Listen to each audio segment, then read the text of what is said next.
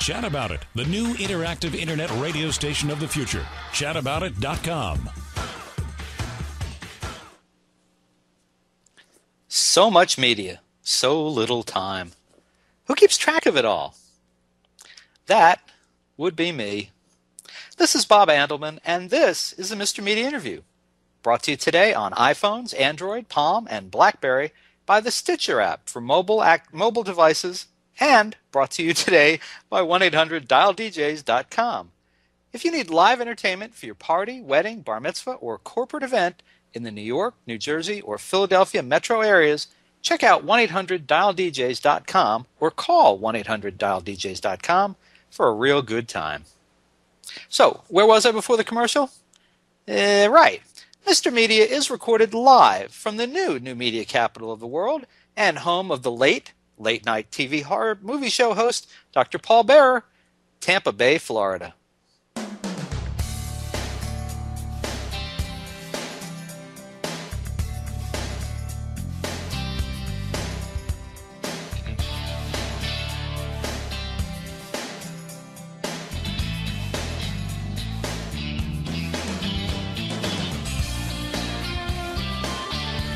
So the whole vampire chic thing kind of passed me by. Not just the Twilight movies and the HBO series True Blood either. I never got hooked on Joss Whedon's Buffy the Vampire series either. Vampires? Yuck. I think the last vampire movie I enjoyed was the Dracula remake starring Frank Langella back in about 1980. And I only liked that because I worked at a movie theater in college, the World Park Cinemas 4, if you were there, in Gainesville, Florida. And during opening weekend, many of the guys taking tickets were dressed as vampires and could get away with lots of heavy breathing and biting pretty young girls on the neck, gently. So I was surprised how quickly I devoured the first 4 books in Heather Brewer's 5-book young adult series, The Chronicles of Vladimir Tod. Heather and I share a literary agent, Michael Barrett, and he recommended the series. Now, I trust him with my career, so trusting him with suggestions for my free time seemed just as reasonable. And, as usual, Michael was right.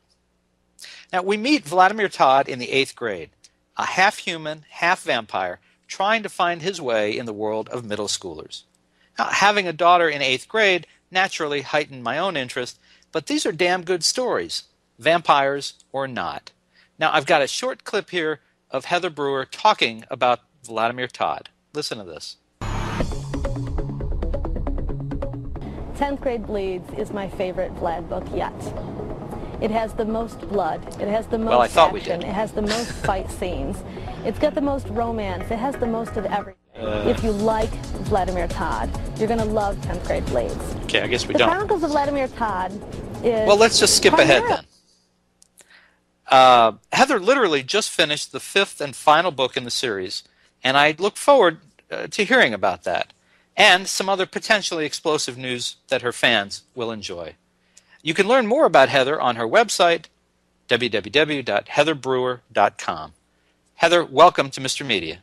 Well, thank you very much, Bob. How are you? I'm good. Nice to talk to you. How you been? Oh, I've been good. I've been busy. That's what I hear. I actually just wrapped up the final edits on 12th Grade Kills, the 5th book in the Chronicles of Vladimir Tod. So I'm tired, but I'm happy. Well, and I was going to say congratulations, first of all, on the on the success of the first 4 books. But even more so, I know that this last book has been like giving birth, from what I hear. Oh, it's definitely been like giving birth to 8 children at once. You know. Oh. I think it's kind of stressful to finish up a series sometimes, and sometimes it takes a little bit of time to find out where you're really going with it. So I made it. Did it give you kind of a newfound respect, if you didn't already, for J.K. Rowling wrapping up the Potter series? Oh, absolutely, and it also made me say, I never want to finish another series again. I'll just keep writing the books. Did it always? Now you start with 8th grade. And I think if you are catching this on video, if you watch your screen during the course of this half hour, you should be able to see the book jackets that go along with the Vladimir Tod series. They're very cool, very minimal, and very cool. But the books start in 8th grade, then 9th grade, 10th, 11th, and the next book, the final book, will be 12th grade. But did you always intend it to be a 5-book series? That's pretty ambitious, if so. I knew it would be a 5-book series because when I had the idea for the story, I knew how it would begin, I knew how it would end, I knew major points that I wanted to happen throughout the story. And I said, well, how long is it going to take me to get there? And I said, well, it's going to take at least 5 books. So I wanted it to be a school-based series. And so I just basically counted backwards, you know what I mean? Mm-hmm. And initially he was actually 14 when the series started. And then they said, my editor said, now he's 13. And I'm like, all right. You know how that happens. So you added to his life a little bit. Yeah, and it actually works out really well because 13 is my lucky number. So, I've had a lot of luck with Vlad. What was it that made the final book so challenging, though? I mean, you'd written 4. You obviously, anyone who's read these knows how intimately you know these characters and what they're all about. Well, see, that's exactly, I think, the problem. When you know characters really well, they become a part of you, and they become a part of your life. And the very idea of letting go of those characters, because you're friends with them. I know Vlad, and he's always there in the back of my head, and commenting on things and snarking on things. And to know that I was going to end his story forever, it's just a little daunting. So I knew the things that I wanted to say in the story, but going about how to say them took me a long time with this one. But I'm very, very happy with the way it turned out. Now, I'm a little concerned because you just said you were going to end his story forever. Now, see, everybody wants to know, too. They all ask me, is Vlad going to live? Are you going to kill him? And I'm like, well, you'll see.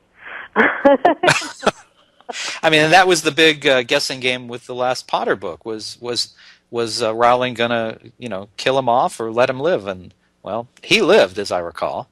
And my whole tagline has been from the beginning that I don't believe in happy endings unless they involve blood. So everyone will just have to wait and see if Vlad makes it. So even if I told you that no one's listening right now, you wouldn't just tell me you knew. Oh, I totally wouldn't spill it at all. There are very few people in this world that know how the book turns out. My husband, Michael, our agent, of course, and my editor. That's it.